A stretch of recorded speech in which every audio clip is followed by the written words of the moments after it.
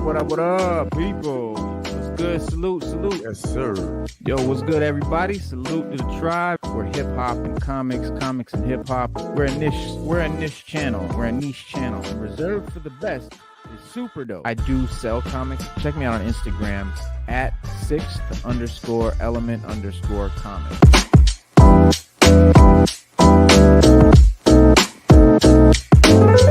Yeah, because comic books are the sixth element of hip hop.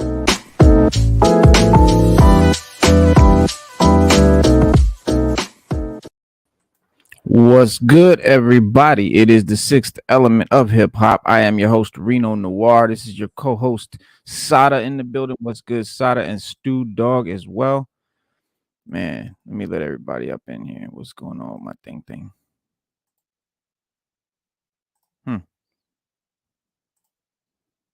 Bit of a StreamYard malfunction.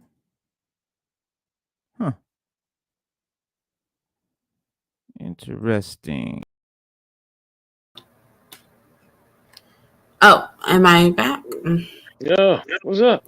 Hello. I don't know what he did. He was like, it took me forever to log in. The thing kept spinning. Oh.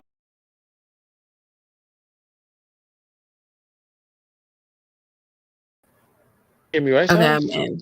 Oh, I think it's just doing. Sometimes StreamYard does a thing where if you are audio only, then you'll just be in it audio only. It won't be like the box with your Abby. Sometimes they do that. They're weird like that. Turn your guys' camera on. One of you guys turn your camera on. I'm having camera problems, so I can't. Hold on. Still to fix that. Dude, cut your camera on, bro. We don't care about you naked. We don't. No, my camera is on. I'm having latency problem. Oh boy. Bro, it took me forever to log in. Let me know when your camera's working, broski. Hang on. I might in the meantime, guys. So I've been playing this what do you call it? Gotham Knights pretty much all day. I have too. I've been killing it. Oh, snap. Yeah, it's not bad. It's not bad at all. And they also have a comic book. Stu, your camera was on there for a second. Wait, let's see if it works. There you go. All right, that I'm still lagging. Nope. Still lagging, bro. Oh, gotcha. Hang on, that was me. Hang on. Wi-Fi. Why is it doing that? It never did that before. Why is it doing that now? Man, that's crazy. Okay. Now what happened to we used to do the box? We used to have to keep the box. I know sometimes they switch it. They're really weird with it. Sometimes you get the box, sometimes it's just you're in there, but it's audio only. And yeah, it's just a new updated way that they got it now. Oh, okay. It is very bizarre. Mm-hmm. Yeah, that doesn't really make sense either. It doesn't. I don't know how that helps. That doesn't. That's StreamYard. Fix this. This is a problem. This is silly. Yeah, that's really weird. Well, I can tell you something different with it because when I went to log in, it took forever. Like it took a good 2 minutes for me to log in. It's probably just your Wi-Fi or your internet. Yeah, I'm reinitializing my network. That's all it is. So. Your camera's not working? My camera's good. I'm like walking and talking right now. I had a problem. I had to everybody out here that's on the show, that's watching the show right now. Our routers and modems, our modems are one thing, but our routers have different signals. When you set your router, try to get with your neighbors and the rest of them and figure out what channel you want. And everybody get on a different channel. Because what it does is sometimes if you're having problems and you're close, routers interfere with each other. They're still radio signals. It just interferes. And what happens is if you're on the same channel as somebody else, there's 3 channels that don't overlap. 1, 6, and 9. They don't overlap. But the rest of them do. So take your routers off of auto and just put it on one channel. And if everybody is close to each other on different channels, we don't get overlap, and everybody gets bandwidth. We all got to share the same bandwidth no matter what. Mhm. Mm. I'm having latency problems because my neighbors don't understand that. They just don't understand that concept. So, Oh my but goodness. right now, I'm just reinitializing my network, getting everything back up and running. Well, let us know when you get the camera going, man. In the meantime, Gotham Knights was actually a pretty cool game. It's gotten a lot of bad reviews. A lot of people think it sucks. All the reviewers hate it. They all say that it tries too hard to be tries too hard to be what do you call it? Arkham Knights or Arkham, Batman, and it really, and and to all that, I can say it was hard to it's hard to differentiate. It's hard not to compare it rather to Gotham, to Arkham Knights or to Arkham's Batman universe or those games, but you really can't. You really should not do that because it's not really comparable. They're not the same game. They're not made by the same developer. The only similarity is that you are walking around the streets of Gotham at night solving crimes. Beyond that, there's nothing. There's no the combat's different. The mechanics are different. It's different the way it looks. The graphics I don't feel are up to par for this generation. That's one issue. But on the pluses side, had a lot of fun. As Nightwing, what's really cool is that you get all four characters have a completely different move set, completely different type of gameplay. You've got what do you call it? Nightwing is all acrobatic. He's got the Eskrima sticks. He's flipping around, doing like fast combos and all kinds of cool shit. And that's a lot of fun. And then you have Barbara Gordon. She's a hacker, so she's got some hacking mechanics in her gameplay, some hacking abilities, things like that. And she's good like one-on-one combat. Red. Well, let's go to Red Hood in a second. Robin is your stealth, kind of sneaking around kind of guy, and then he's got the bow staff, so that can be fun in combat. Red Hood was the sort of controversial character because they made him a big dude. He's more like a tank character. He's a brawler. He's your heavy guy in the team. He's the heavy guy. Some people didn't like the fact that they made him too big looking. I think it works for his character. His character is like that Brooklyn sort of badass, tough guy.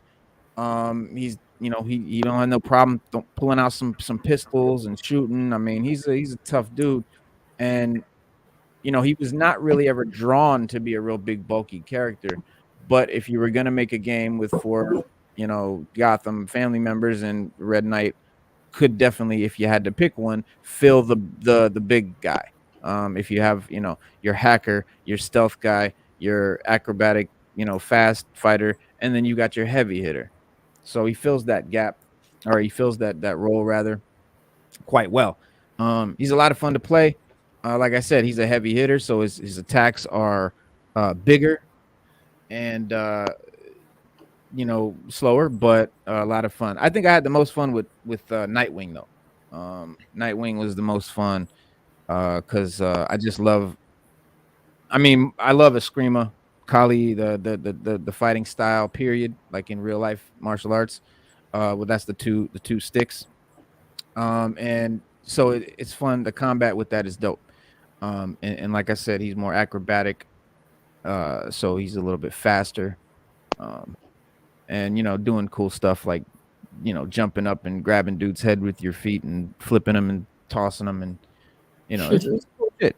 Like I said, the comparisons to Arkham Knight is what is, I think, hurting this game the most. Because it's if you compared it, this would seem like a cheap copycat in a way, but it just shouldn't be compared. It should be looked at as its own thing because it very much is. Like I said, it's a completely different developer. Salute Lito's Way in the building. What's good, big homie?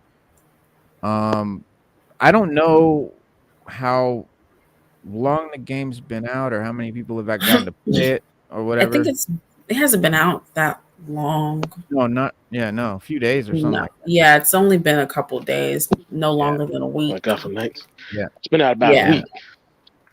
Oh my Yeah. God, About a hot see? week. I have Bam. played as all the characters. If I had to give a review on it, I would just say it's dope. You got to remember, it's not the same studio that made the Arkham games, the Arkham series games. Have you been listening this is have you been yeah, listening to everything I was saying? yeah, but you forgot to mention that part that it's not the same studio. No, That's I why it said doesn't that. play the same. I said that twice, bro. Yeah, this is the Montreal studio that made the game. Yeah. But if you like Batman, what was the other one? The Batman game they made. Batman. The one with the Joker. The one with the Joker, and it's part of the Arkham series. But it's the same studio that made that one. Nobody complained about that one. To me, this plays like that game. I don't have any gripes with it, other than the simple fact I wish they'd use Unreal Engine 5. That's my Yeah, only the graphics are the big complaint complaint. for me. Yeah, that's my only complaint really is the graphics, and just the fluidity of the graphics, the movement. It's got a lot of choppiness and pixelation and all that shitty shit. But it would be dope with Unreal Engine. But like I said, the big similarity between this and Arkham is just the fact that you're literally walking around Gotham at night solving crimes, beating up bad guys. Beyond that, it shouldn't really be compared. Like I said before, it's a different studio. It's a completely different game made by completely different developers. And if you don't compare it, you'll enjoy it a lot more. But it's a whole different team. It's a whole yeah, different team that made this game. It's just yeah. like I said, I like it, and it's different. It was fun. But It's fun. it's fun. It's just fun to play. It's a pickup. Yeah. It's a pickup. Beat them up, bash them up. Yeah. I like the way you can solve the crimes. I love the crime solving element. There's a lot to it. I mean, you can clues, make it build like finding clues and stuff like that. Would you say it's worth full price? Or would you say it's worth, if it were like discounted, it would be worth that? I wouldn't buy it, but I don't pay, full price for games anyway. I don't buy my games like that. So for me, it's different. But if I was buying it, yes, the story is cohesive. The story's good. And speaking of the story, amazing opening. I mean, yeah, I a lot of people literally have really loved the opening of the game. a tear. I said tear. I swear to God, my eyes watered up at the end, bro. I swear to God, it's that deep. It's really good. In fact, we can play it because it's really good. It basically set it off for me. Let me see if I can pull it up. Yep. All right, cool. Yeah, it's fun. You know what I mean? Like the people that are complaining about it and the big complaints about it, about the game, the game reviewers and all that stuff. I mean, they're being very critical. And if you're just looking at it from the outside in as just let's have fun and walk around Gotham and solve crimes, it's fun. It's definitely fun. Like I said, it's fun to walk around as Nightwing whooping ass, flipping around with the sticks and all that. But let me see if we can hear this. I will say the recording, the vocals are a bit low, so you might have to read the subtitles, and that's so that YouTube doesn't cut us off. But if you can get the gist, man, this is a brilliant opening. It is a little long, but I'm telling you, man, it's so dope.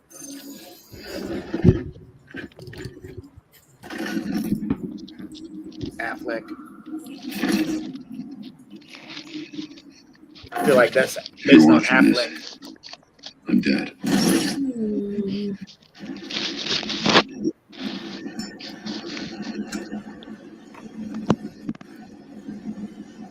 Batmobile looking sexy. Yeah, that looks great. And the premise, so the idea is Batman dies, and the Gotham Knights got to take over everything. And so this is like his video to them and shit. Everything in this game is after the events of Arkham Knight. So is it Scarecrow. connected to the Arkham series or is it its own? Yes, it is. No, it's connected. That may be why the comparisons are happening. Right. After Scarecrow makes Batman reveal his identity, he runs into a few problems. And at the end of the game, you see him blow up the mansion. But we don't know why. So this is everything that happened before the mansion blew up. Okay. And why the mansion blew up, and this is the mansion. And why? Right. Exactly. Yeah. All right. So here we go.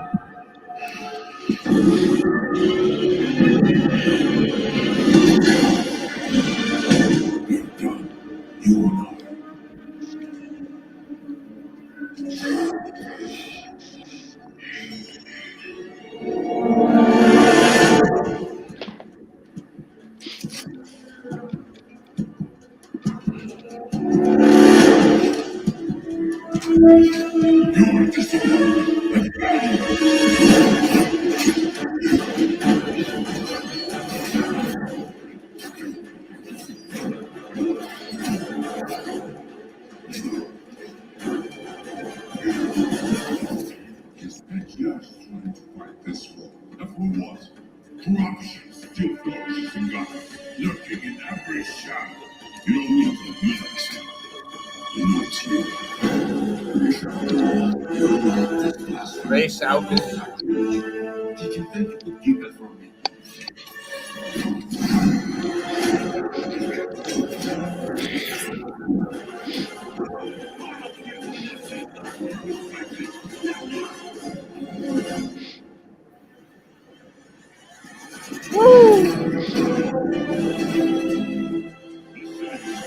Now, I think Batman looks kind of naked without his cape. He looked kind of silly without it. Yeah, you need a cape. He does. I'm done.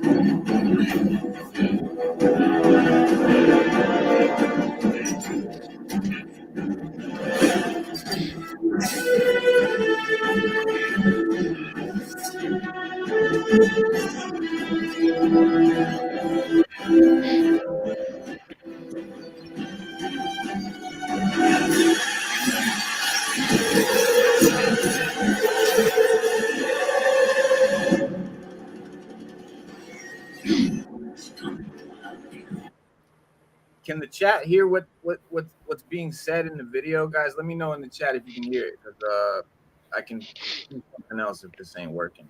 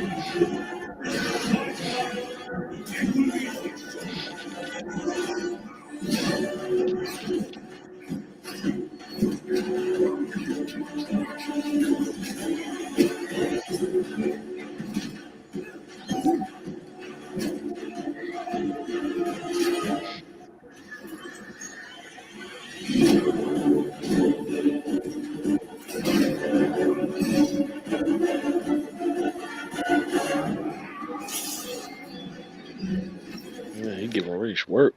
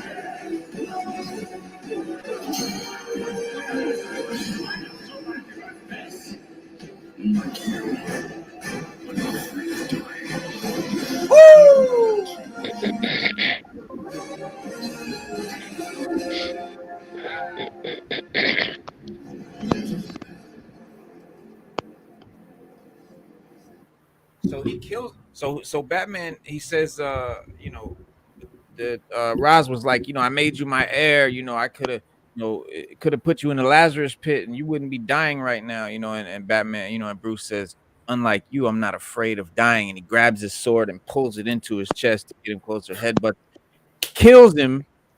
Race knocks down on the ground dead, but of course he's got that Lazarus shit, so he comes back to light. And you can see in the look in his face that he realizes that Bruce was right, that you know he lost all his natural humanity when he took the you know when he Lazarized himself.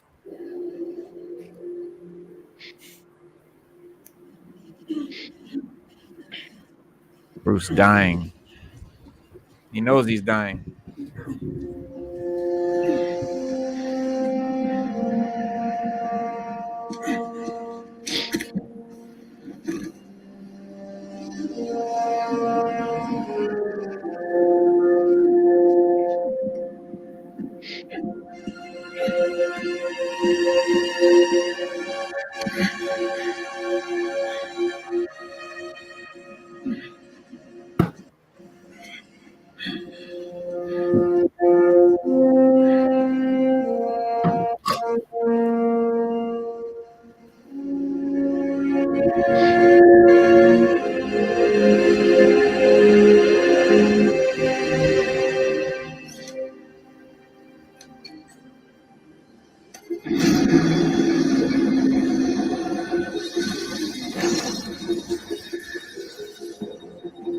You'll be dead before they get you. Your precious family. They will slaughter them one by one. And when they have drawn their last breaths, I will burn the city to the ground.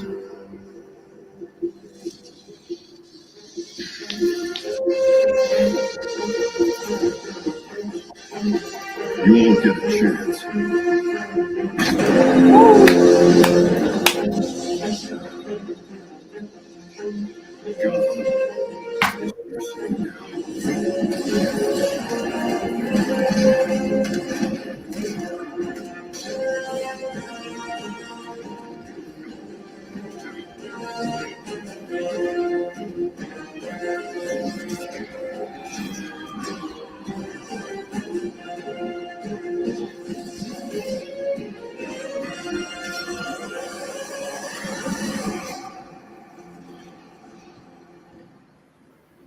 He self-destructs the Batcave because, you know, obviously he don't want it to fall in the wrong hands. And I knew he hated to do it too because he wished that, you know, he could have left the Batcave to them. But this is the aftermath of the mansion being destroyed, like in the Arkham games. And then this is what we see happen now: is the Gotham Knights roll up on the scene. Yeah, this is what happened after the end of the Arkham Knight game when we saw that and Right. saw the mansion explode.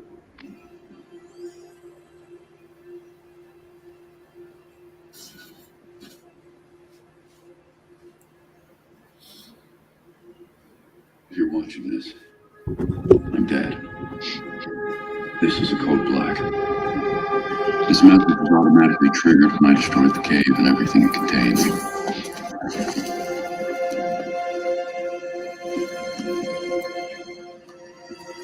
I know what's coming. It won't be easy.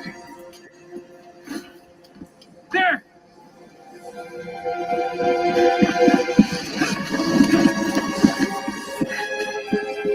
But then,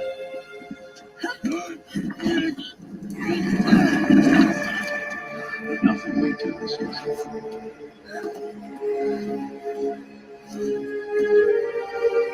I prepare for it as best as I can.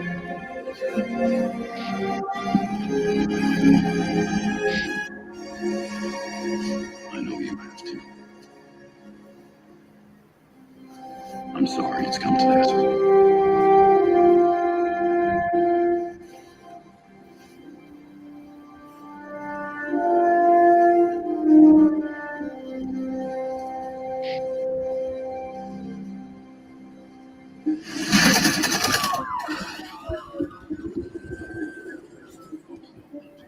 Gotham's criminals to realize that Batman is gone. You can't count on the case to go. Never trusted us since Jim died.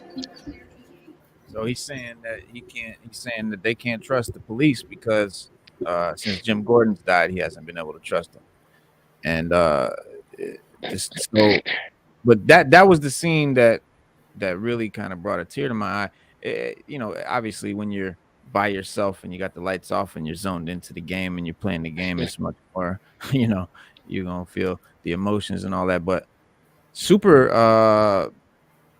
I think it's very brave of them to do a story where they kill Batman. It took a lot of balls. So, but this is how they sort of introduce the characters that you're gonna play as.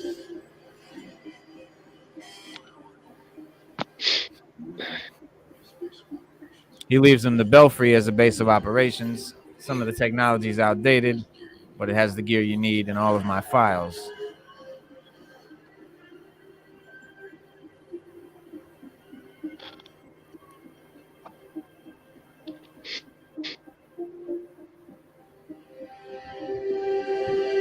Many of you know Bruce from Gotham's celebrity pages. A handsome, charming billionaire. So Jacob Kane is his uncle, and y'all know that the guy that created Bruce Wayne is Bob Kane, and that's where he gets his name, Jacob Kane. And they let him do the eulogy because Alfred is off on vacation. And the benefactor to those of us gathered here today. And to those of you who didn't know him this weekend, I want to tell you this. Bruce was Gotham. Don't forget Barbara Gordon. Barbara Gordon's like she's like Brody. She has a special device that helps her walk. Privacy, justice, and equality. There's nothing you wouldn't do. No project you wouldn't champion if you want Gotham to win.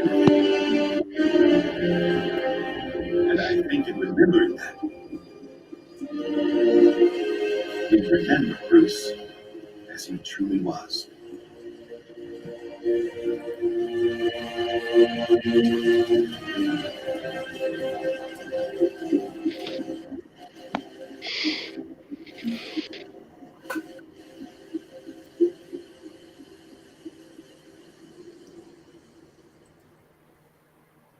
You've always had my back when I needed you.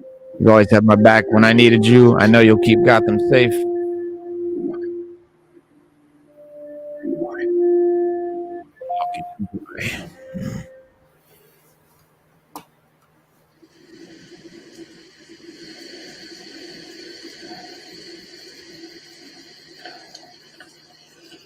Yeah, seeing Tim Drake like really go nuts when Batman died, and like Red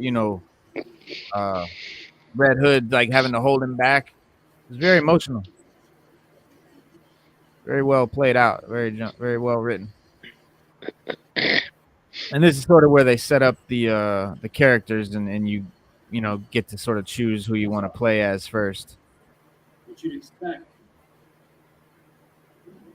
I had a hard time choosing between Red Hood and Nightwing. I went with Nightwing though because I figured he'd be more fun. He's more fun to play as in the beginning. But Red Hood is the bomb, bro. He offered. That's my guy. He thought it'd be easy on us if he was the one to do it. He's Bruce's uncle. Over the beach. All that talk about a protector. you can highlight each character, see how he's doing, and it shows you their name and code name and all of that. And you can just highlight it. You can just go around as you want to while they're talking. There's something else she doesn't know. She has the body of Batman's killer in her morgue. Ra's al Ghul is listed as a John Doe. It's listed for cremation. That's not the real Ra's al Ghul. They draw out their dear leader in the Lazarus pit. He won't be so dead anymore. He ain't dead. You want to break into the GCPD headquarters for a what if? Be my guest. I decrypted the case Batman sent with his message. We should focus on that. I looked it over, but did I get everything? It doesn't look complete. I think Rach interrupted him while he was writing. This has implications that could shoot out from its core. Ominous, but not exactly helpful. I saw a few places we should poke around. Construction sites, quarry. He also mentioned a doctor. So yeah, it sets up this the first little crime that you got to solve. And you start out with some clues, and they start you out with some clues, and it's cool because you get to like go through and like check out the clues and you know, watch them solve the crime. Basically, the game is very much want to say like point and click, or it's really a lot of it plays itself. It's not really RPG heavy. It's really RPG heavy, if I had to explain it. Yeah, and then like instead of, you know, running around and like jumping across a cliff, you press the button and it jumps across the cliff, if that makes sense. It's like a little less control, but it works. But I think it, you know, that's just so that all ages can have fun with it. Yeah, Red Hood. So you can pick. I've only been playing it today, Stu. You've been playing it for a few days, right? So you probably got farther than I did. I've been playing it since day one, bro. I'm a gamer. Yeah.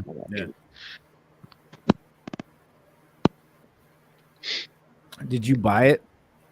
The actual yes, disc? sir. Absolutely. You got the packaging?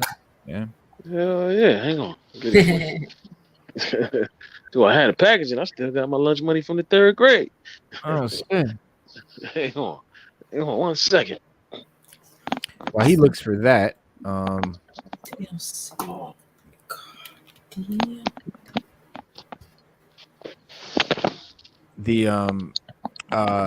Gotham Knights prelude sets up a major Batman and Nightwing fight.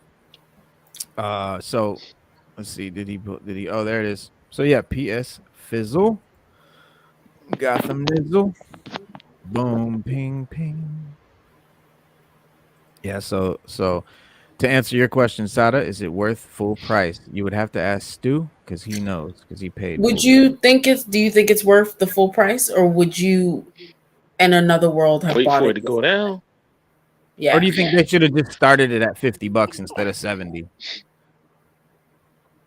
Because if that's the case, I mean, I don't know. It's a lot of games that should have been cheaper than $70. We know all, because we know all PS5 games are $7. Right.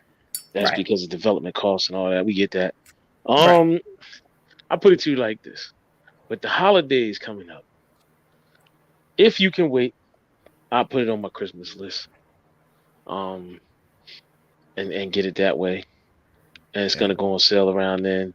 So I would get it that way too. Like, I haven't bought Call of Duty yet because it always goes on sale around Veterans Day, because they've been releasing it before Veterans Day, and they used to release it on Veterans Day, but every Veterans, so I haven't bought it yet. So next week, when Veterans Day pop up, I'm gonna go buy my Call of Duty. Yeah. So put Gotham Knights on your Christmas list. You will thoroughly enjoy it better. My thing is, if you Unless like, you gotta have it. Unless you gotta have it. If you like Batman and you like Gotham and you like DC Comics and you like walking around Gotham at night, beating up bad guys and solving clues, you're gonna like this game. You're gonna have fun with it. I mean, all the rest of it, you know, it's not like there's 1,000 other walk around Gotham and beat up bad guys and solve clue games out there. It's just pretty much this and Arkham. So if you've played and beat all the Arkham games, this is the logical next game. Inside of you're right. Like it's obvious why it's compared. I'm just saying if you play it without comparing it, you'll have more fun. If you just play it for it, let Right. it be its Right. own Just thing. take it for what it is. Yeah. Right. It's a good game. I can't say it's bad. If I had to give it a score of 1 to 10, I give it like a 6.5. Yeah, I was gonna say like a 7. Yeah. Yeah, and I could even go 7. I would actually go closer to 7, but I would just, in all fairness, I'll say it's good. Yeah, It's 6, good 5, because once I 7. get to 7, I'll say for me 7 would be great. 7, 8, 9, and 10 would be great. Mm. I mean, but Yeah. it's good. Is it worth your 60 smackers or 70 smackers? Yeah, Depends if yeah. you're If you're into a that, fan, if you're a you like. fan, Yeah. like Reno said, yeah, if you're into it. But if you want to play it but can't wait for it, put it on your Christmas list. Yeah. And if you're not into Batman and that kind of thing, it's not just such a great game by itself that even if you don't love Batman, you're still gonna love it. I wouldn't say that. It's if you love the content, you love the stuff. Yeah, definitely you need this game. But if not, you could go take it or leave it. It's one way or the other. Stu, how much of the game have you played? Do tell. Lito's Way asks. I'm a good ways through it. Right now I got to meet up with Lucius Fox, and he's gonna give me a better way to try to move around the city instead of using the bat cycle. Hmm. I just got done talking to Talia Ghul. She didn't give a lot of information about, well, I don't know if y'all didn't play it. Basically, Yeah. look, after Batman and Ra's go through it, they find the bodies, and then they find Ra's body, but they take Ra's body to a morgue. You have to use one of the characters to sneak into the morgue, which is in GCPD, and get a clue off of his body.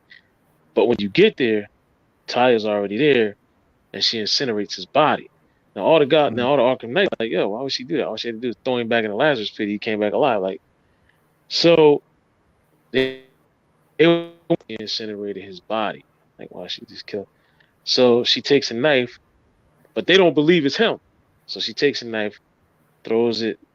At the time when I was playing, I was using Red Hood, and Red Hood takes the knife. They take it back for a DNA analysis, and it is Ra's, according to the DNA analysis. So they you have to go to a rooftop and talk to her about why she did it, but she doesn't tell you much. She tells you a little bit, and then she just dips off. Then you got to go see Harley Quinn, but apparently Batman was on to something that Ra's was up to, and the Penguin. So then you got to go figure out that, and then the thing Ra's is kind of all connected. Do you get to pick a different character at each chapter, or how often you can pick a character whenever you want? You can pick a different character wherever you want. You can switch on the fly. Not mid game, but you have to go back to the Belfry, and then you can switch. Okay. Now each character, what's dope about it is each character. Like if I played Robin and when I went to Talia, the interaction with Talia and Robin is different than it is with Red Hood and Talia, or Batgirl and Talia, or Tim Drake. So to speak, the dialogue is different. The interactions are different. If you play as Robin, you've got stealth abilities. If you play as Barbara, you've got hacking abilities. Like each character has their own shit they do. That's cool. That's pretty straight on forward with the comics. That's what they do. Because Barbara is actually Oracle, so she has the brace on that helps her walk and all of that, so she can get around. Lito, if I had to answer you, to answer. If I had to answer Lito's question, my favorite character right now, at first I was liking Red Hood, but then I started switching up to the other characters. Right now, I'm kind of really digging Batgirl. Mm-hmm. Like for real, I'm really kind of digging that. Between Batgirl and Robin, I'm kind of digging into. Yeah, I started with Batgirl Nightwing. Boss. Nightwing was a lot of fun. Nightwing is a lot of fun. But I mean, I think Red Hood being a heavy character definitely fits with his comic personality. He was never drawn that big, and that's what people were complaining about. But if he's gonna, if he fill in the role of the heavy character, I think fits his personality pretty good. So I don't mind it. It doesn't bother me at all that he's a big a big guy. Yeah. A lot of people like Red Hood. I like Yeah, him yeah. too. I People just were just once I, complaining that he was it's bulky. just too big, too Yeah, I bulky. like him a lean machine. So Right. the drawing's a little, but I can only judge it just visually. So visually, it's like not the best for me, but I can see why like that would fit the archetype that Yeah. he's the heavy set guy. So I can see them doing that to fit that archetype. Right. Yeah. Okay. Yeah. Also, there's so to segue into comic stuff, and I definitely want to cover some more comic stuff on this show because we've definitely gone real heavy with the movies and shows, and we've kind of left the comics a little bit to the side. So, want to jump into some more comic stuff. But the Gotham Knights have a mini series comic that goes with the game actually, and it's called Gilded City. The prequel actually comic tie-in Batman Gotham Knights Gilded City. And number one sets up like a fight between Batman and Nightwing. In the issue, Batman, Bruce Wayne, Batgirl, Barbara Gordon, and Tim Drake Robin are investigating a case involving a strange toxin that appears to be causing people to act irrationally, violent or angry, much like many stories in Batman. But with help from Alfred, the group sort of initially success Scarecrow to be behind the crimes, obviously. But further investigation points to a different, still unknown culprit. And Batman says Jonathan Crane has already been in custody for several months. And so, but Batman interrogates a few of Scarecrow's henchmen to see if they're selling a fear toxin variant to another buyer, which then sends Batman to the city of Bloodhaven. And when Tim asks if they should reach out to a certain someone known to patrol Bloodhaven, Bruce quickly cuts him off before he sets out to prevent a probable break-in about to occur. But before he can get into the scene, Batman is stopped by a voice that he knows coming from behind him. It says, "I don't know what you're doing here, but I want you gone." And Bruce turns around to find that it's his former mentee, Nightwing, Dick Grayson, standing there. And he attempts to say something, but Nightwing cuts him off and yells. He says, "I don't work for you anymore." On the issue's final page. And the final page also includes a next Batman versus Nightwing, tease for a headline. So for Gotham Knights Gilded City #2, which releases this month on the 22nd. So if you haven't gotten number one yet, grab number one, and number two comes out on the 22nd. The synopsis for the second issue is more than a century in Gotham's past, a mysterious hero known as the Runaway investigates a rash of disappearances targeting the city's working class. In the present, it's Batman versus Nightwing. The Dark Knight's further research into the volatile Golden Iris virus leads him to Bloodhaven, and his former partner isn't happy to see him. And then it's a 6-issue Batman Gotham Knights Gilded City miniseries. It was announced by DC during the San Diego Comic-Con, along with with following Batman during his final case before his premature death in the game. And the series also introduces readers to Runaway, Gotham City's first masked vigilante from the 18th century. And Narcisse told us about the Gilded City. He said, "I want to answer that call and hopefully put my spin on it in a way that proves interesting." He said, "The 2 time periods thing was something that I wanted to use and explore the present day state of Gotham City, which we all know is deeply corrupt and barely livable infrastructure that's probably worse than what we experience in the real world." So I think it's more of like, so Stu, when you're playing the game, did you notice the sort of Victorian skin costumes, like the old school, looks like the old 1800s suits they got? Because I was looking through some of the skins, and there's different, there's however many ton of different costumes that you can pick, but some of these were fucking dope, dude. Some of these costumes were really You know, like, cosmetically, you can mix and match them too. yeah, Yeah. yeah. Let me see if I can get y'all some. Yeah, some of the costumes are cool. Yeah, really Yeah. cool looking. Yeah, some Yeah, some of these were just like crazy dope. I was like blown Yeah, I'm away. checking out the They even skins right now. yeah, color wise they even Okay. have color wise they had the Zenora Batman. They had those colors. The purple and yellow and yeah. Yeah. Okay, here they are. Here they are. Bink, bink, bink, bink. Ooh, Shinobi, Night Watch, All right, let's see if I Palette. can. Yeah, Slade, I do recommend you get that comic. It's definitely dope. Nighthead.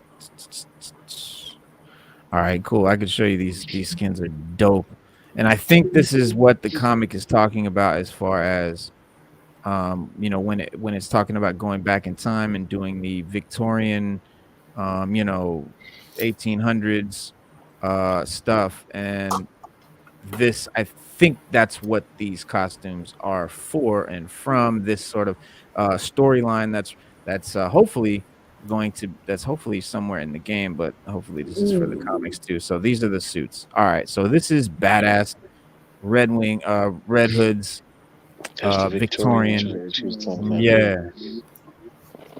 There's That's Batgirls, hers. Robins, Robin.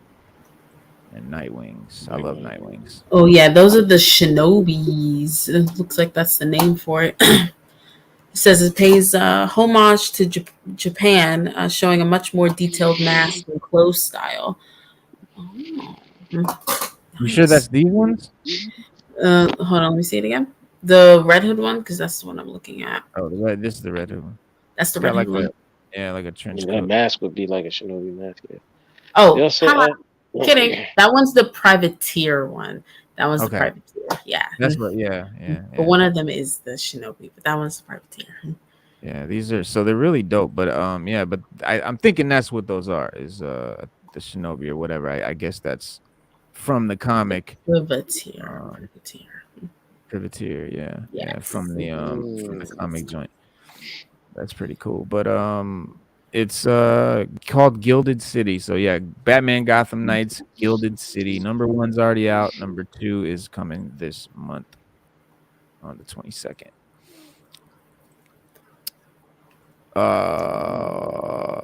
DC is dropping clues to teasing the return of multiple Jokers. For the Joker, the man who stopped laughing, number 2. The two Jokers are terrorizing the DC universe in the new comic. The Joker, the man who stopped laughing. And the latest issue of the series gives us some further insight as to why that might be the case. Why did he stop laughing? So issue 2, it's well, in issue 1 it was revealed that there may be more than one version of the Joker running around.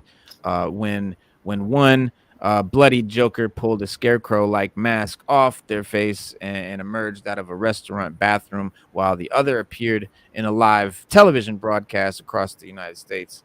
And the inclusion of multiple Jokers harkens back to the 2020 miniseries Batman: The Three Jokers, obviously, which was published under the DC's Black Label imprint, and canonically ambiguous. But the multiple Jokers, Harley Quinn, Jason Todd, the Joker, the man who stopped laughing, number 2, gives us hints as to why there may be multiple Jokers, and both of whom also appear to be stumped by the presence of their doppelganger. They don't really know why each other exists. And the Joker that's currently hell-bent on taking over the United States, who also seemingly like shot the other Joker in the head at the start of issue number 1, is insistent upon the fact that he's the real clown prince of crime, When one of his henchmen brings up the other Joker, he responds, "When you say the other Joker, do you not think that somehow gives validity to the man who tried to steal my identity?" So, as far as he's concerned, he's the only Joker, and the other Joker, however, is suffering from the same problem as he's attempting to convince everyone that he's the true villain. And this Joker decides to pay Harley Quinn a visit, who rather quickly deduces she's not talking to her true ex-boyfriend. I didn't do anything to you, she tells him after this Joker questions whether the tea Harley handed him had something in it. Want to know why? Because I don't know you, poor baby. Look at your reflection. You're not him. You're just some poor sap he drugged and messed with, sweetie. The real Joker would never come to see me. And if he did, he'd never walk out there. Or he'd never walk out of here. Sorry. And this Joker takes a moment to ponder this. However, before he can decide whether or not he believes Harley, Jason Todd suddenly emerges from behind a mirror at the end of the issue. And that's it. But yeah, it's pretty cool. The artwork and this is dope. And it's just cool to see new stories and shit like that are so unique.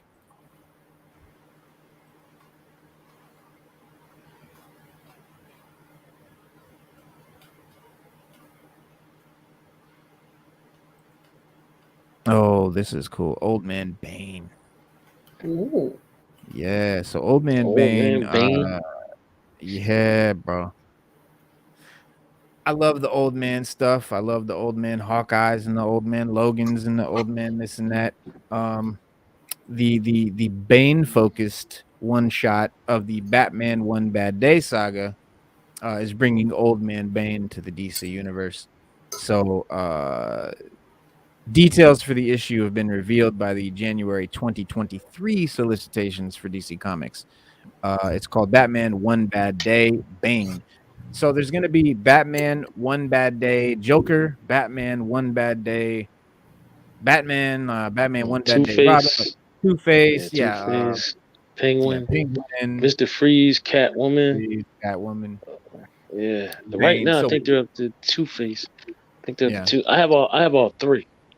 Yeah. Right now, so the first three that's out, I have those. Killer Croc.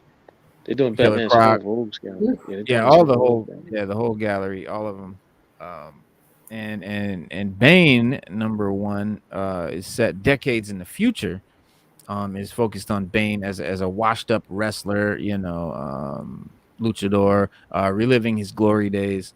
And at this point in his life, Bane basically spends his days constantly beating an opponent dressed like Batman in the wrestling. But the discovery of a new source of the Venom drug that gave him his superhuman abilities will send him on a mission to destroy it.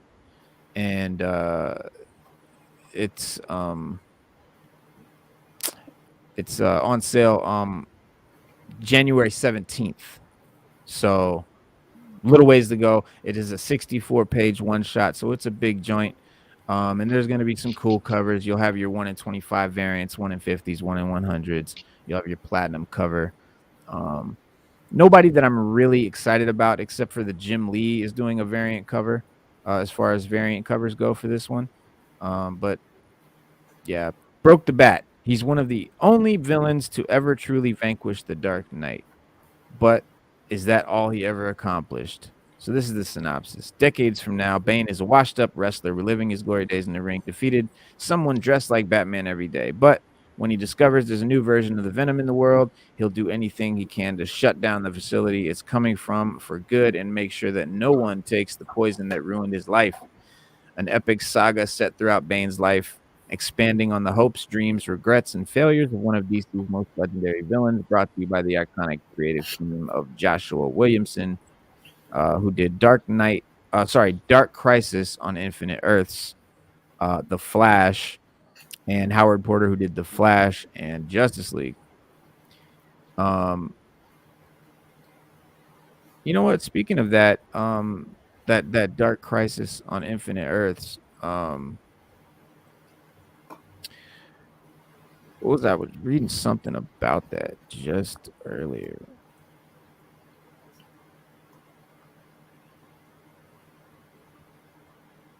Where was that at? No. Oh well. It was somewhere. It was something. I mean, it was something about that. Crisis on Infinite Earth, Crisis on Dark Infinite Earths. Oh, you know what it was? It was Deathstroke. Deathstroke. In the Ultimate Grudge match, something like that. A Titan. One of the Titans, one of the Teen Titans or Titans is out for payback in Dark Crisis on Infinite Earths. The first issue of Dark Crisis ended with Deathstroke shooting Garfield Logan, aka Beast Boy, in the head. And Garfield survived, but is now fighting alongside the Titans and Earth Prime's heroes in a last stand against Pariah's Dark Army. A preview for Dark Crisis on Infinite Earths number 6 shows Garfield having a rematch with Slade, getting in a slash across the villain's face as he screams out, "I am sick of you hurting my family." And the cover is this one. Whoa. Yeah. That's a nice cover. It is. It is. And then some cool shit That's with real Green artwork. Lantern there. That's And real obviously, artwork right there.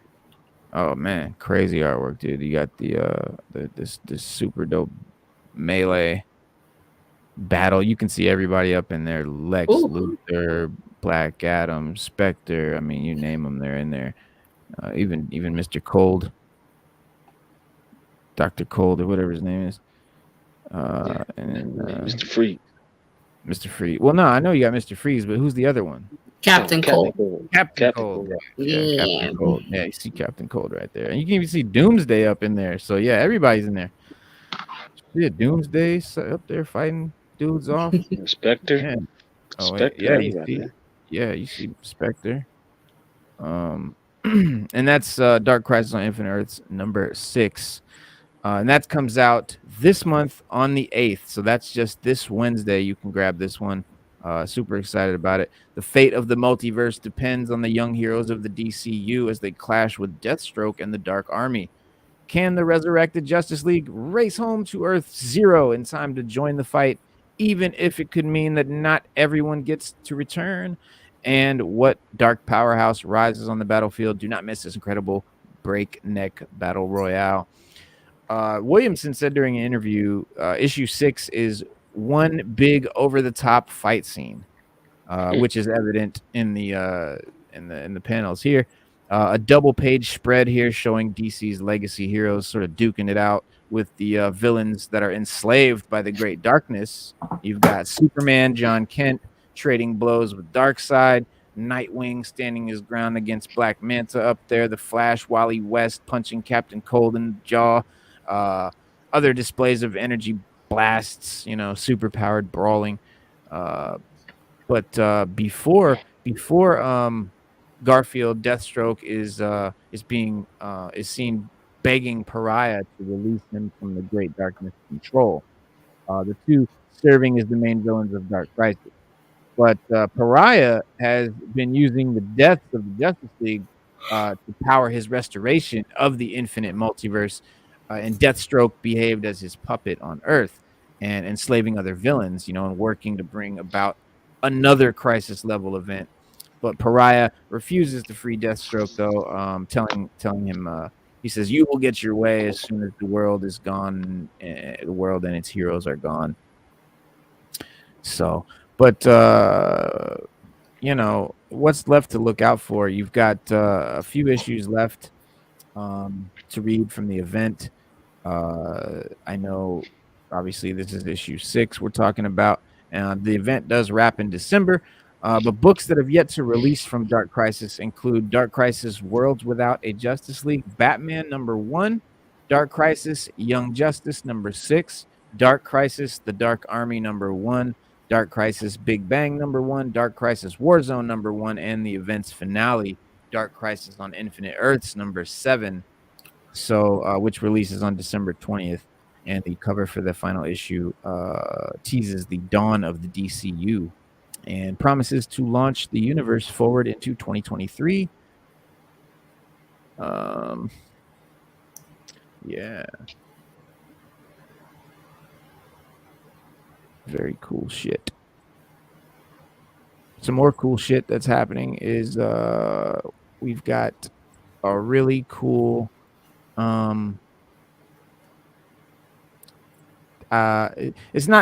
it's just like an homage thing, but you've got Batman and Spawn. You know so the Batman Spawn crossover from back in the day that was so dope. They're sort of doing an homage to it. Spawn sort of flying alongside Batman in one of the new variants. I got some pictures here I can show you. It's really dope. We got some new variants here. You got Batman number 130 variant. We get with Al Simmons and Bruce Wayne jumping in front of a blue bolt of lightning in an homage to Miller and Varley's Batman: The Dark Knight Returns number 1 cover from 1986, which is this one. Yeah. Nice. That is hot. Yeah, that is really cool. And then yeah, then you've got Spawn next to Clark Kent in a Superman Kal-El Returns number 1 variant, which is a Ben Oliver's Wildcat number 2, which is this guy right here. Nice Spawn. Oh, nice. I like that a lot. Yeah, these are really cool. The 3 and so this was the Wildcats. This is the Wildcats 2 right here. Okay, I like it. It's pretty cool. Cool. Yeah, that's my favorite. That's your the 3 variants are part of a series that are going to be releasing in December in celebration of the upcoming Batman Spawn crossover from Todd McFarlane. That's coming out soon, and I guess that's sort of going to be like a remake, not a remake, but a reboot, because they've done the Spawn Batman crossover I think twice now, so this will be a 3rd one. I can't wait. And then we've got a couple other variants. You'll have Poison Ivy number 7, which I have too. That's this guy here. So that's pretty bad. Nice. Yeah, it is nice. We've got Wonder Woman number 794. Right here, I think. Yeah. Ooh, nice. Yes. It's like my second favorite. And then we've got Catwoman number 50, which I think, this one's great. I love this one. First. Anything with Catwoman, number 1. Yeah, that one's hot. That one's definitely cool. That's true. Yeah. Then we've got Harley Quinn number 25. That's pretty cool. Nice. Too. Yeah. We've got the Joker, the man who stopped laughing, that I was just talking about, number 3. And I think that's this one. Yeah. That's pretty cool. I like Joker. And then Superman, Son of Kal-El 18. This one's definitely another soup one, but more dark and cool. I like this one better than the other one because it's got that darkness to it. And then you've got Nightwing. Yeah, Nightwing number 99. Right there.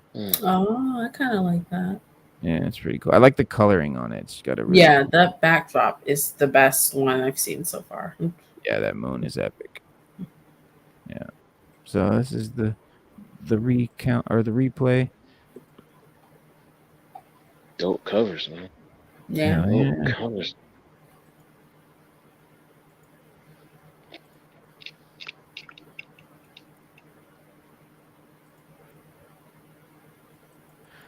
Yeah, man. So keep an eye out for those. Those will be coming out in December. Yeah, a lot of them will anyway. But yeah, Batman vs. Spawn was announced by DC during the San Diego Comic-Con. The crossover one shot, we'll see the two characters cross paths for the first time in about 2 decades. It's been like 20 years. The Court of Owls will be playing a big part. Court of Owls is a major role in this story. December 13th. The synopsis for this Batman Spawn is: two dark heroes, cursed by tragedy, find their paths crossing again, but not by choice. What sinister foes at work, pitting the Dark Knight against the Hellspawn? From the shadows of Gotham City to New York City, this epic tale is the blockbuster you've been waiting almost 2 decades for. Mm. Yes, yes. Todd McFarlane, the Todd father, he says, my goal with this book is twofold. First, just to make it as fun and a read as possible, both visually and story-wise. Then second, I hope this book will continue to add some of the many reasons any of us actually collect superhero comic books. That's to release an event book that folks will remember for years to come. This should be one heck of a nice holiday gift. Ever the salesman, Todd McFarlane, ever the salesman, always selling. Batman Spawn #1 features a cover art by Greg Capullo, the original one. Variant cover art by McFarlane, Jason Fabok, Gabriel Delato, Sean Murphy, Francesco Martinez, J. Scott Campbell, Jim Lee the Goat, and Brett Booth. So stunning lineup of artists to cover these covers. So I, for one, will be waiting for my copy. For sure. Batman's gonna be busy. Yes, sir. Superman 2, speaking of Henry Cavill, is signed on for Justice League #2. Reportedly signed on for Justice League 2. And Warner Brothers Discovery included Justice League 2 in Henry Cavill's new contract. And the sequels to Black Adam and Man of Steel sort of fill out the agreement. And given that Cahill just exited Netflix The Witcher, which I'm assuming he did to make room for all this DC stuff that he's going to have. So, yeah. What's his name? Liam Hemsworth, I think, is taking his place. Yeah. The Witcher. Yeah, I think so. Yeah. Yeah, because they also mentioned Superman in Gotham Knights. They mentioned him twice. Oh, yeah. Yeah. And also he's in the new Titans, the new season of Titans. He was mentioned. He wasn't necessarily shown. He was a red dot in the first episode. But yeah, he's been mentioned before, but it was more heavy in the first episode because of Connor. So yeah. Because I know they were saying that in this next coming season, this next episode, I think it's called Lex Luthor is the name of the episode, and they go to Star Labs. That's the one? Yep. Yeah, that's the first episode. So they initially go there, spoilers ahead for those who care. They initially go there because Superman tells Bruce, who tells Dick, who tells Connor that he wants to meet him. So they go to Star Labs, but he's not there coincidentally. He went to a red dwarf star to go handle that and save a galaxy, whatever. Yeah, so he was there in spirit. Right. Yeah, that's funny. Yeah, that's funny. But yeah. So, but Cavill, he's doing his thizzle. He's out here. He signed on for those 3 movies. So we can at least know we're gonna get Cavill at least in Black Adam, Man of Steel 2, and Justice League 2. Insiders explained that Affleck might be cautious after Joss Whedon's disastrous Justice League flop. Affleck wants to feel sure that he won't repeat the same experience, although, the old regime is out. You can't blame him.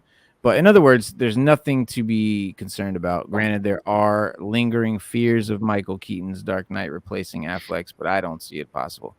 He's way too old. But that's a ghost from a previous Warner Brothers leadership, all that stuff. But Zaslav, the Trinity consists of Cavill, Gal Gadot's Wonder Woman and Affleck. Keaton is not in that picture, according to David Zaslav. He says about the Man of Steel 2. Of the three films, arguably most significant is the news regarding Man of Steel 2. This will mean Henry Cavill's first appearance as Superman as the sole male lead since 2013's Man of Steel. Considering there's been no official word about production or a release date, the flick will almost certainly not arrive until 2024 at the earliest, making the sequel Cavill's first time as Superman in a solo film in over a decade. But sources began telling me that Warner Brothers aims for December 2024, about a year ago, for that. So after all, Superman is beautiful on Christmas. Nonetheless, this isn't set in stone. Indeed, look at the shifting release dates of The Flash and Aquaman and the Lost Kingdom. On the other hand, James Gunn's DC Studios promises a more focused approach. Although no company's perfect, I doubt DC Studios would make such mistakes again. We hope not. We certainly hope not. We just hope at this point. Not. Good God. Big fingers crossed. All right, we just hope not. Man. Because Warner, it just seems like Warner Brothers doesn't care. I was just reading their fiscal report. They lost I think like $2 billion or something like that. It's a crazy number. And then they just canceled.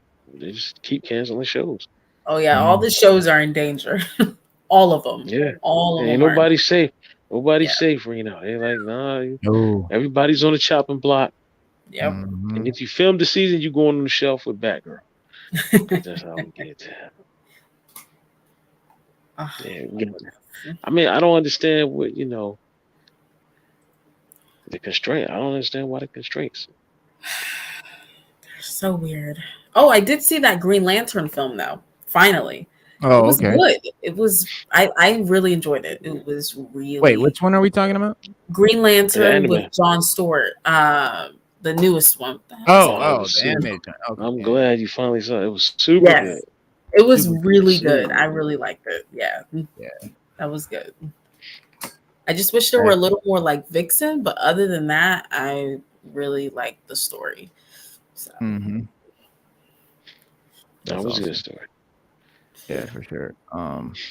Speaking of great stories or good stories, the Batman and Joker's Uneasy Alliance that they've got now is some new drama. We've got Batman and the Joker, the Deadly Duo #1. His first issue is coming out Tuesday, I think. Yeah, day after Monday. So yeah, that would be Tuesday. This week. So Batman and the Joker, the Deadly Duo #1, the start of a new DC Black Label series, which I cannot wait for, by Mark Silvestri. Limited series is Silvestri's first published under DC's imprint for mature readers. And the two sworn enemies, Batman and the Joker, will forge an uneasy alliance to save their respective allies, Commissioner Jim Gordon and Harley Quinn, after they've been abducted by an unknown threat lurking in the shadows. But the title promises Joker-like monsters, severed heads, and more to deliver readers a grim and gritty Gotham that only Mark Silvestri can supply. So when the Deadly Duo takes place outside of main DC continuity, there's plenty of other Gotham-related titles for you guys to pick up. But one of these is going to be Poison Ivy #6, which wraps up the series' very first arc. Originally, Poison Ivy was intended to be a 6-issue miniseries, but that book's already been since upgraded into ongoing status. Like, it's just going to keep rolling. It's been successful, meaning there will be more for readers to dive into following the 6th issue. As for other Gotham-centric titles, Batman #129, Batman King Watch #3, and Gotham City Year 1 #2 are all out as well. And you guys can pick up new chapters for Monkey Prince, the new champion of Shazam, Dark Knights of Steel Monkey Prince. and yeah. Oh yeah, Monkey Prince is dope. No, I know. That's why I'm laughing because it's good. Yeah.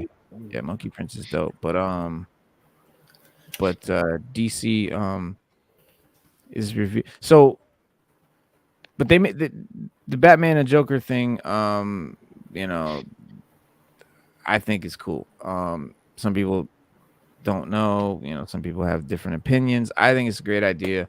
You know, they may be partnering together. But the first issue of DC's Batman and the Joker, the Deadly Duo, reveals that Batman and the Joker have a ways to go before they formally trust one another. You know, um,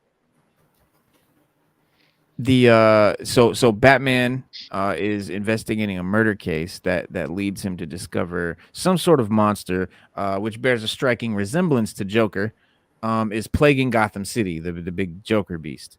Unbeknownst to Bruce at the time, is that there isn't just one of these monsters on the loose. Rather, the last page of Batman and Joker #1 reveals that there's a number of them lurking around the city. But the artwork is really fucking dope for this series. And I think I got one I can show you. But I love the art style behind this series. It's very much I don't know what to call it. It's not, I wouldn't call it realistic, but it's dark. But it's got a really cool sort of style to it that I dig. It's like pencil-y, you know, you can see a lot of cool shading. It's just really cool looking. It is dope, man. Yeah. I And like it. yeah, and you know, so when looking into when Batman's looking into what kind of connection that the monster has with the Joker, because obviously it looks like the Joker, so he assumes that it must be one of his creations or something. And but Batman receives a wrapped present from the Joker that contains the appendix of Commissioner Gordon. And then the two they find each other, and Batman dangles Joker off a rooftop, in an attempt to get him to tell him what happened to Gordon. Why do you have his spleen or whatever, his appendix? And Joker's like, come on, Bats, we've been doing this for like what, forever? You're not gonna drop me, so lay off the improv. Let's stick to the script here. But Bruce's primary objective is to ensure no further harm comes to Gordon. Joker says he wants Batman to help looking into the monster that he mysteriously shares DNA with. Earlier in the issue, also reveals that the Joker monster has kidnapped Harley Quinn, who's waiting on Joker to save her, which could provide further motivation for Joker's desire for Batman's assistance. This is what he wants help with, but isn't going to admit that he wants to help anyone. Our situation is that somebody's taken what belongs to me, Joker explains. He says, and I want it back. Nobody takes what's mine, Bats. You're going to help me find the jerkweed, and we're going to kick his ass. Think about it, old chum. With your brawn and my brains, we'd make an unbeatable team. Forget the tired dynamic duo crap. We could be the deadly duo. Reluctant but faced with no other good options, Batman agrees to the partnership only after spitting on Joker's face rather than his hand. But which cold-blooded. I thought was a little out of character for Bruce, but they just want you to know that he's that he's Batman. He knows he's not. Yeah, you don't trust the Joker. He's not really down with him. Don't worry, kids. Batman's got a lot coming up. Got a lot coming up in the next couple months. A lot. But normally, the good thing is when they do the Batman comics and they do a lot, it's usually good. There's usually not a lot to complain about. Yeah, it's definitely usually good. Yeah, whoever drew that, that's nice. I like that. I like that. Mm-hmm. This is what I mean. This is the art style. This is what I'm talking about. So this art style is all through the comic. I like that. Yeah, I really dig it. Like when you can see the lines in the Right. drawing. The pencil lines, right? That's what, yeah, exactly. But that's yeah. So that's called Batman and the Joker, the Deadly Duo #1, and you guys can I think you can get that. When did I say? This month, either this month or next month. I think it comes out. Yeah. I think it's Tuesday. You can get it Tuesday. Ooh, nice.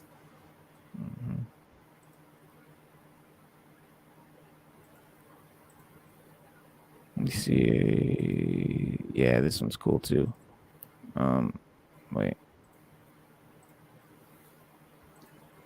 Wish it would just let me copy and paste the damn image, but I gotta do a whole screenshot, save it, take it over here, take it to StreamYard, open it. It's a hassle. But here's another shot of some more art. So he got the two batarangs between his fingers. And he's ready to go. Yeah. You got like shurikens ready to go.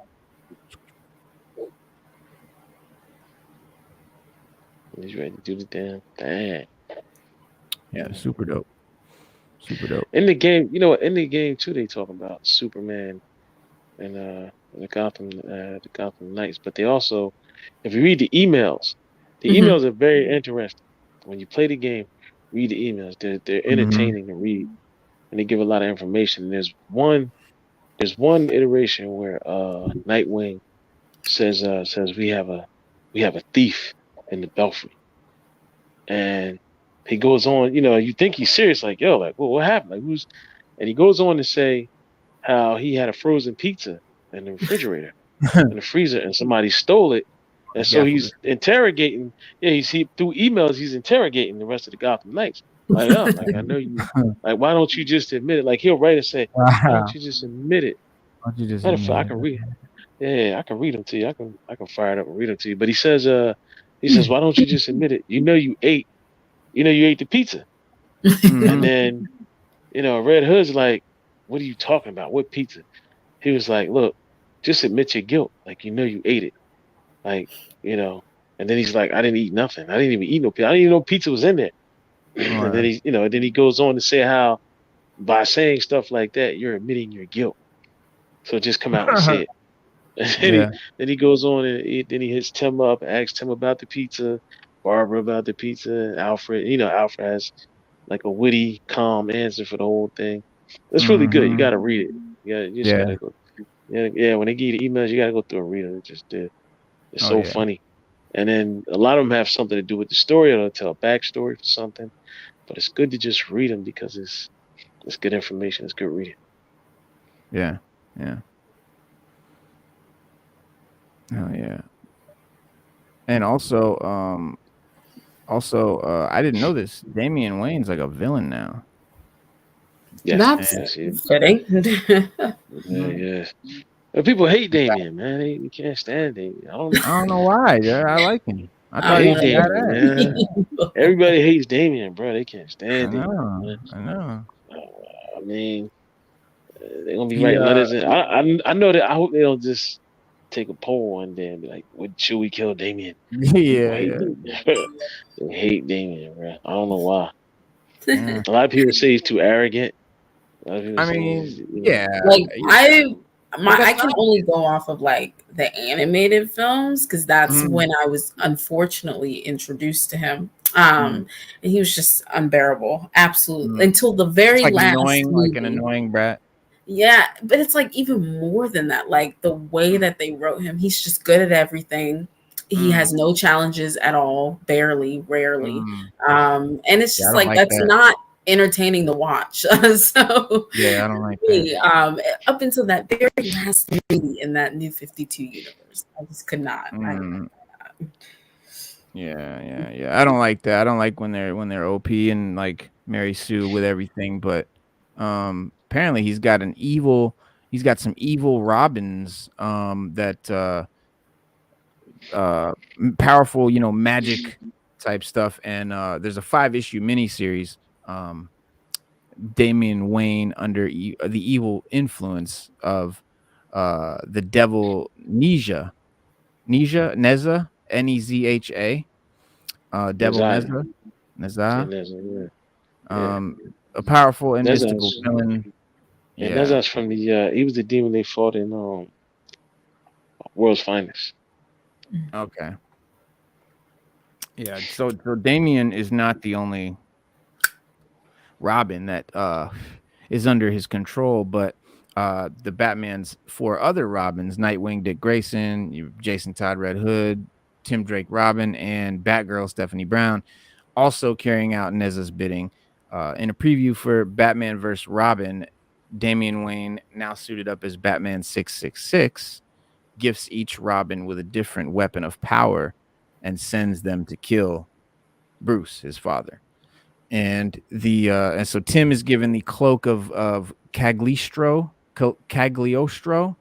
which allows him to become invisible and intangible. Jason gets the Trident of Poseidon, which is an Aquaman weapon that controls water and generates electricity. And then Stephanie gets the Black Bison's Coup Stick, which is capable of animating inanimate objects. And then the final weapon is gifted to Dick is the Azrael's Sword of Sin, which causes an opponent's mind to become clouded with guilt and their sins while fighting. But it's Batman vs. Robin number 3 on sale Tuesday. And it says Batman has been on a breakneck journey throughout the DC universe, from Wayne Manor to the House of Secrets and back again. But there are clues. But where are the clues? There is a trail, and the world's greatest detective has followed this particular trail back to where he and Superman begin this journey, Lazarus Island. With an entire island and an army at Damian Wayne's disposal, does Batman stand a chance? We'll give you a hint. No. Yeah. So though these magical items are being wielded by the Robins, Nezha has been controlling other relics and forcing Black Alice to drain them of their power and transfer it into the Helmet of Fate. When worn, the helmet normally grants the host mystical powers of Dr. Fate, though what plan Nezha has for the helm, we don't know yet. However, the main cover for the following issue, for number 4, shows Batman wearing the Helmet of Fate while he faces Damian. So that could be interesting. Batman wearing the helmet in teaser art for Lazarus Planet, a new DC event that'll be launching in January, called Lazarus Planet. Batman vs. Robin serves as a precursor to the event, so which will be brought about when a Lazarus volcano erupts in Batman vs. Robin number 4, creating a storm with rain that grants people superpowers. So it'll be raining superpower rain on people. Originally announced at New York Comic Con 2022, Lazarus Planet will comprise 7 connected one-shots released between January and February. Other characters involved in the event will be Cyborg, Power Girl, Poison Ivy, Red Canary, Monkey Prince, Superman John Kent. There's some other ones. But along with Wade and Azrar, the upcoming number 3 that comes out Tuesday is also illustrated by Scott Godlewski. And the main cover art for the issue by Asnar and Nathan Bane. Nobody cares. But yeah, that goes on sale Tuesday.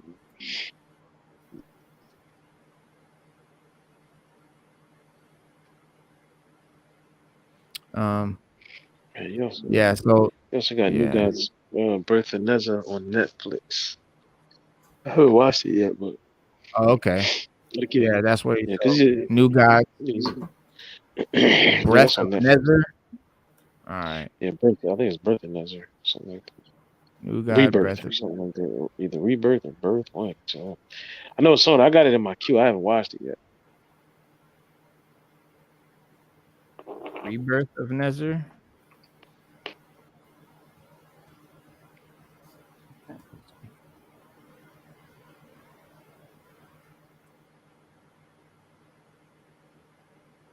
No.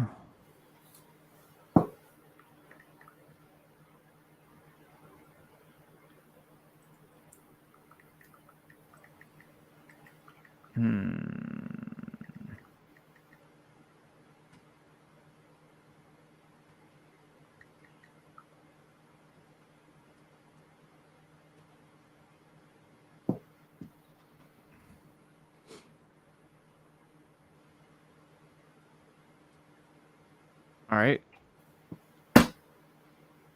Not the birth of Nizar, the breath of Nizar, or the rebirth of Nizar.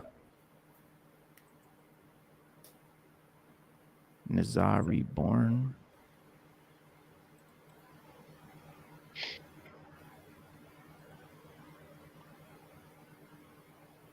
This one.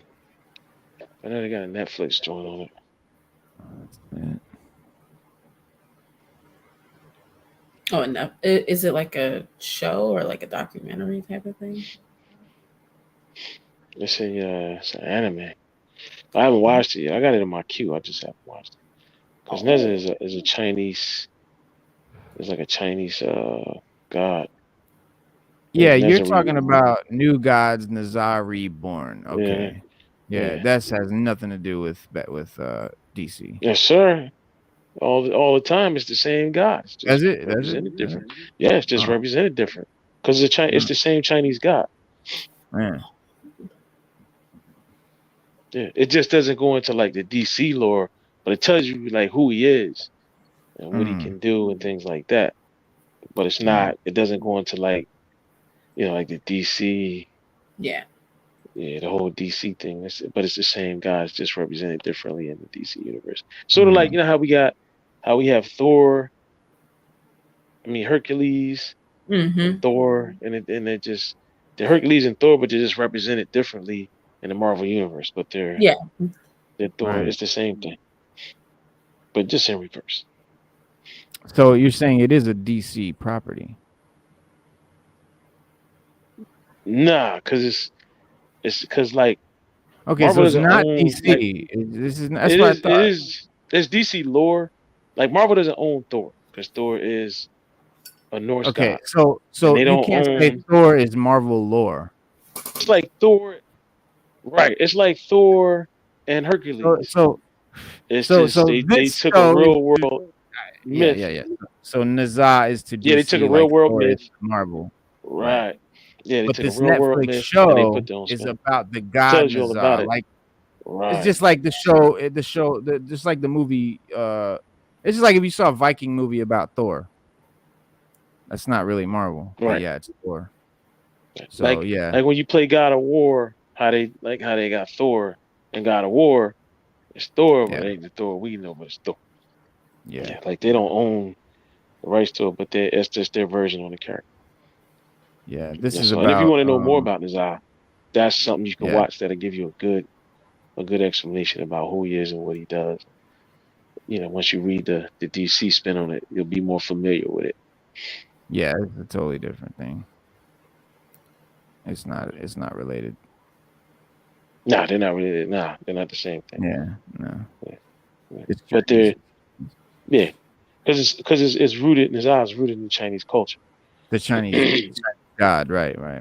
Yeah, just like Thor is a Norse god. Right. And Hercules is a fictional character, not fictional, but he's a character in the Bible. He's a biblical character.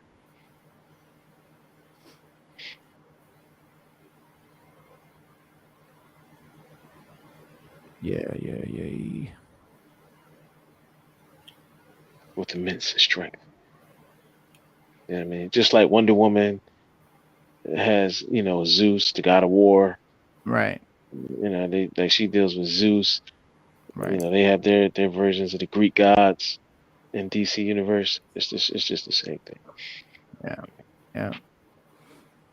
Yeah. This is according to the Mir Shahar or the scholar Mir Shahar, Nizar is ultimately based on two figures from Hindu mythology. The first is Yaksa from the Ramanaya, named Nalukubar, and the son of Yashka King Kubera and nephew of the antagonist Ravana. Yeah. So yeah, it's deep. It's Chinese and Hindu. It's deep. It go deep. I mean, if you Yeah. want to get into it, you go ahead and serve a. You want to You're gonna need a dive cup of tea into with you. Yeah, you're Chinese gonna need a folk cup of tea religion? with that. Yeah. Yeah, you're gonna need a cup of tea with that, man. You definitely gonna need a cup of tea. Yeah. But Definitely. so yeah, Robin. I guess Damian Wayne is Nazar's general or lieutenant. He's got the whole Gotham, the whole DC, whatever is under his spell in Batman vs Robin #3. But that's wait.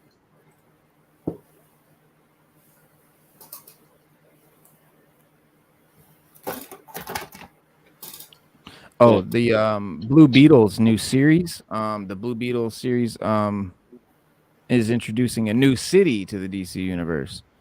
So you guys, yeah, you know how DC makes up its own cities. Yeah. Yeah. And the There was a character's map known I as saw that showed you where the cities are in respect to To the the real US, world. right? Yeah, to Oh, the yeah. real US. Yeah, yeah. Yeah. It's like they yeah. I always think thought it's- I always thought Metropolis and Gotham were just two different aspects of New York. You know, the dark and the light. Oh, and the light. Yeah. Nah, they're two different. They're two different cities. Mhm.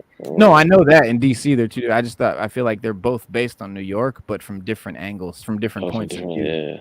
Like Metropolis is based on New York as far as the modern, new city of the world, and Gotham's based on New York as far as the dark underbelly alleys of, but it's all. But but Metropolis could definitely be LA. It could be an LA type thing too. Could be perceived as LA, and Gotham could be New York, but it's funny because New Yorkers have adopted the word Gotham as their, that's kind of just what we call New York is Gotham. Um, but while the character is known as the superhero of El Paso, the upcoming Blue Beetle limited series, Blue Beetle Graduation Day, will introduce a new DC Universe location called Palmera City. He said the Josh Trujillo is the series writer, and he said, I've lived in big cities like New York, San Francisco, and LA, but they don't feel like Gotham or Metropolis. Trujillo said there's that lack of reality or groundedness that maybe Jamie has either in his hometown of El Paso or this new city, Palmera. I wanted to kind of create a more dynamic, more diverse corner of the DC universe that Jamie and his friends and family could truly feel like they belonged in. So basically, he's saying like he doesn't feel that DC, that Gotham or Metropolis represent New York or LA, the Latino side, basically, because New York and LA have a very, very prevalent, strong Latino culture. Presence. Yeah, presence, culture. So this new city is going to be, I guess, more representative of that. It's Palmera, but announced earlier this year, Blue Beetle Graduation Day was one of four final four titles from 2021's round robin tournament, where fans got to pick which series DC Comics would publish. And the title was brought up during a question and answer session with the editorial team behind the tournament on DC Community. And Trujillo was announced, and the artist Adrian Gutierrez series would be published. Was the announcement, and he said, "I couldn't be more thrilled to edit this story. It's been a long dream of mine." Marino said, Andrew Marino. Make sure to keep an eye out for more Blue Beetle news coming soon. And this will be followed up by DC confirming the news on its Twitter account. So but as for the runners-up for this year's tournament, you had Katie Kubert remarked at the time. We're also happy to share that although we didn't move forward to round 3, you'll still get to see more Hawkman and Hawkwoman, the Changeling, Kid Flash, The Speed of Fear, Ghost Tour from Hell, and Green Lantern, Birth of a Conspiracy as 6-page short stories in DC Round Robin 2022 with more news to come. So, but the synopsis for the Blue Beetle graduation day 1 reads, Jamie Reyes has a lot to juggle, whether it's his finals for senior year or a new villain tearing up El Paso. Jamie is always torn between two worlds. But when his worlds come crashing together at his high school graduation, nothing will ever be the same. A message from the Reach bombards Jamie's Scarab Kajida, and it starts throwing off his connection to the device. As if that wasn't enough, Jamie's parents and friends are pressuring him about his next steps in life, but what's hidden here on Earth that's drawing the Reach back, and where did this new fadeaway man come from? Can Jamie find the balance in his life to rise and become the true hero, or is it curtains for the Blue Beetle? Additionally, Graduation Day will be released in both English and Spanish. The first issue of Blue Beetle Graduation Day arrives November 22nd. For you. So definitely a Latino-centric character and story and world building that is sure to be really cool. And I think they will maybe give us some hints as to what the Blue Beetle live action, might have going on. Because if it's anything like Marvel, they'll be putting out their comics as foreshadowing for their live action. That'd be dope. I say they didn't do that with Dakota City, designated as being predominantly African American. Of what city? Dakota City? Dakota? Is that based off Detroit or no? Dakota City. I never knew. Yeah, I never Sounds knew. like So yeah, because that's where Static Icon. Yeah. That's the milestone joint. Yeah. Yeah, they're from Dakota. Yeah, it could be based on Detroit. That makes sense. I mean,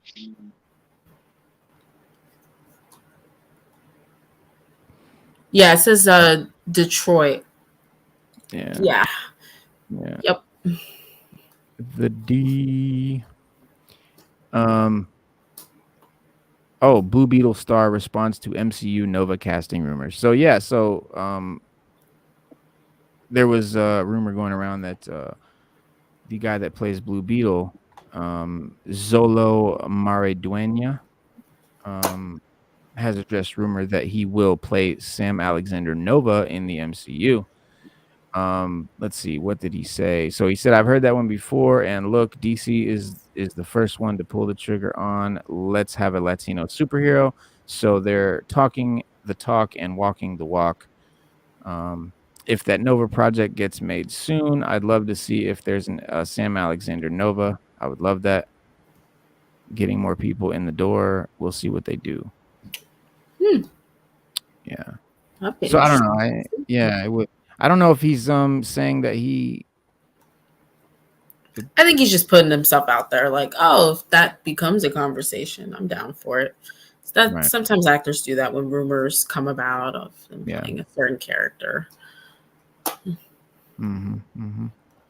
Yeah, El Muerto is going to be Marvel's first Latino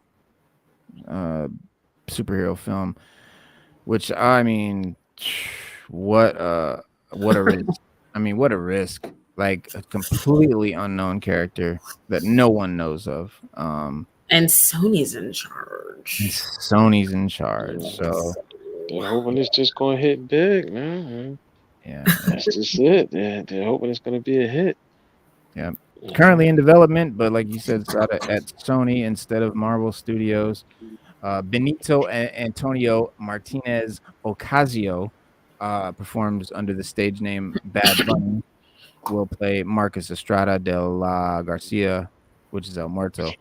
Masked wrestler whose mystical face covering grants him superpowers.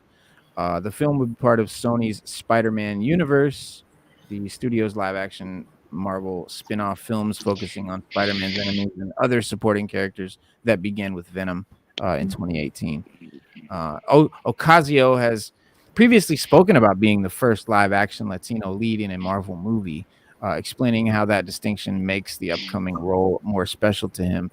And so I think that Marvel has plenty of Latino characters that are way more well known, way more fleshed out, and could definitely deserve a movie. But this is just something Sony can get their hands on. Sony only owns characters related to Spider-Man.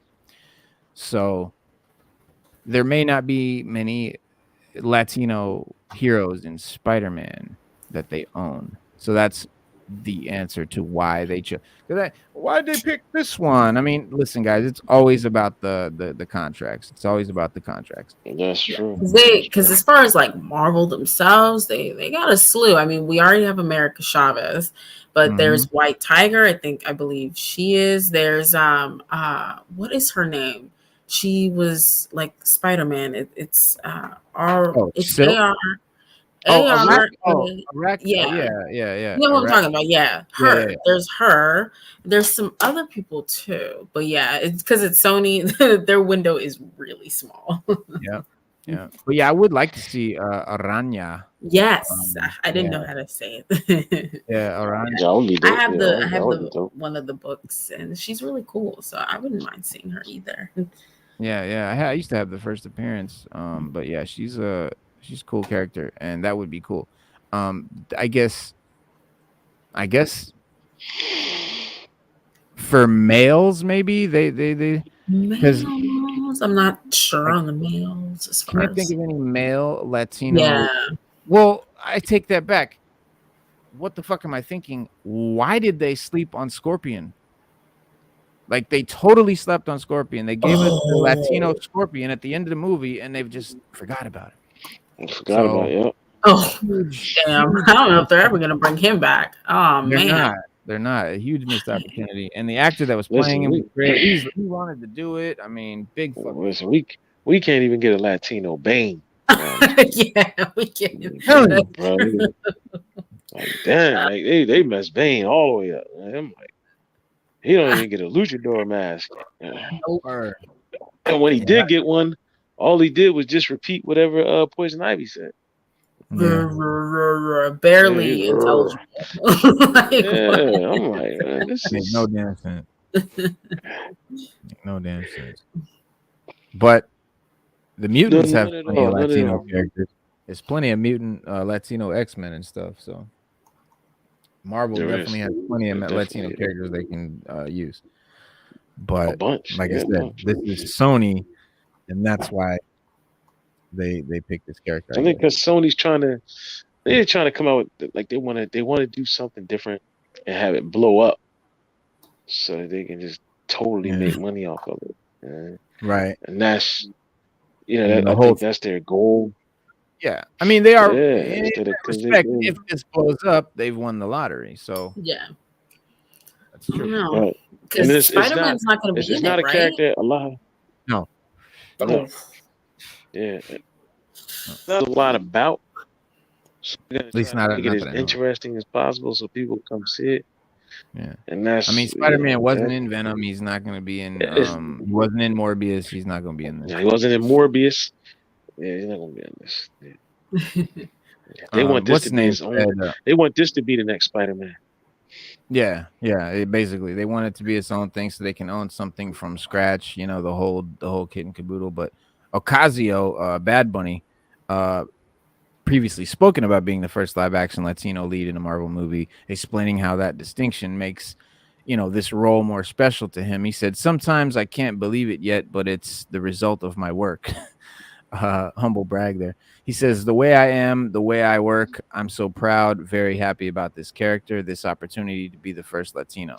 It's not about I'm going to be the first Latino making a role. It's about I'm about the first Latino main character. That's the important thing. So it's something huge, and it will be epic. I know that people are going to be proud about my work. English is his second language. So, but that's his. And kudos, man. I hope it's huge. Yeah, I'm gonna be really interested in this because they can Yeah. just do whatever they want, honestly, because Yeah. there's not much on them. So Right. I'll Yeah, he's be literally been in. I think he's been on like 3 pages of a comic ever. Mm. That's it. yeah. He was just like a cameo, like a throwaway character. That I don't So even they're know gonna how Holly. this guy Bad Bunny found this character. It's really weird. No, Sony dug that character out, and Bad Bunny Well, found no, I think Bad Bunny came to them was the thing. Oh, He came to them with this character because they came to him like, "Hey, we want to do a movie with you," and he was like, "Okay," and he came to them with the character, and they were like, "Okay." oh. So yeah, it's He weird. probably did some research to find that Had character. to. Had Had to. to. Yeah, he probably Googled Latino characters in And that Spider-Man. So came. that's Bad probably Bunny came up. Yeah. that's one of the They probably was like, oh shoot, El we never really Muerto. He's heard of like him. El Muerto. Yeah, because he does look cool. I mean, he's got the luchador mask. His name is El Muerto. He's got the skull. I mean, he's a badass looking dude. So I can. Yeah, and they could, one up DC on that because hey, we'll Right. actually have like a Latin luchador. Yeah. Exactly what they're gonna do. Yeah. DC should have gave us Bane. They'll have no one to blame but themselves because they had too many chances. Too many. Absolutely. It would have been. It would have been the thing of the century.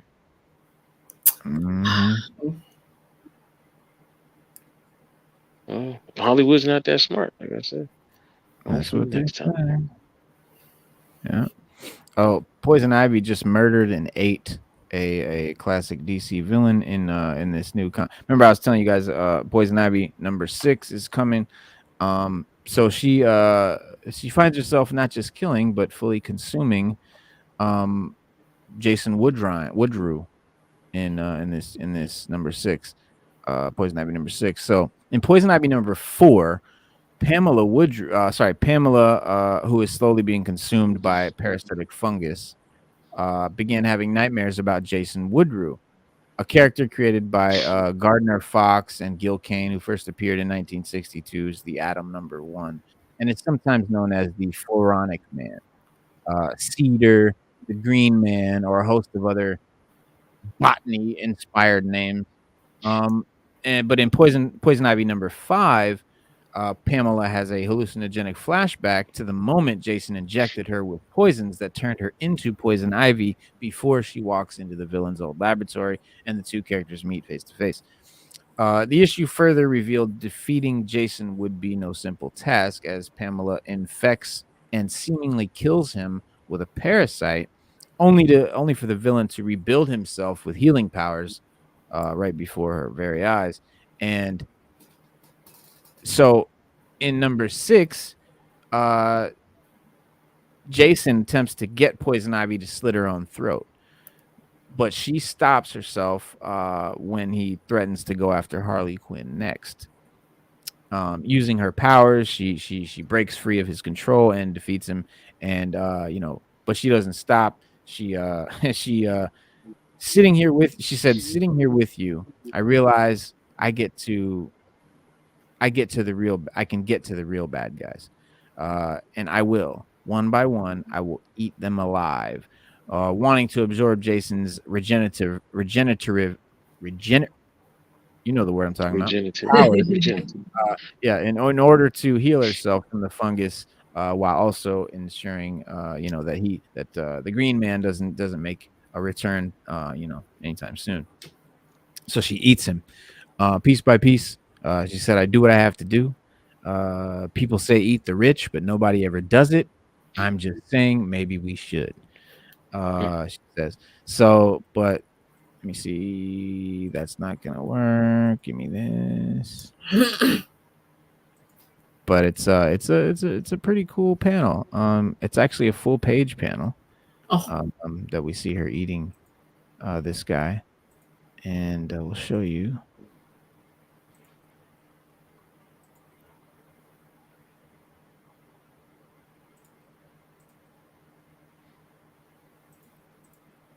There it is. Num num num. Munch. Yeah, munching down. Yeah, she says, I do what I have to do. People say eat the rich, but nobody ever does it. I'm just saying maybe we should just to see what happens. Yeah, so pretty cool, pretty gross, pretty interesting. That's Poison Ivy number 6. That's coming out Tuesday. But guys, that is it for the DC news, the DC comics, the DC Power Hour. Stu, you got to go fight crime. So we're gonna wrap it here, and we'll see you guys Monday. Every Monday, Wednesday, and Saturday at 6:30 p.m. Eastern Standard Time. We got a great show coming for you Monday, guys. We'll see you then. Have a great weekend. And please leave a comment down in the comment section, please. All right. Peace. Peace.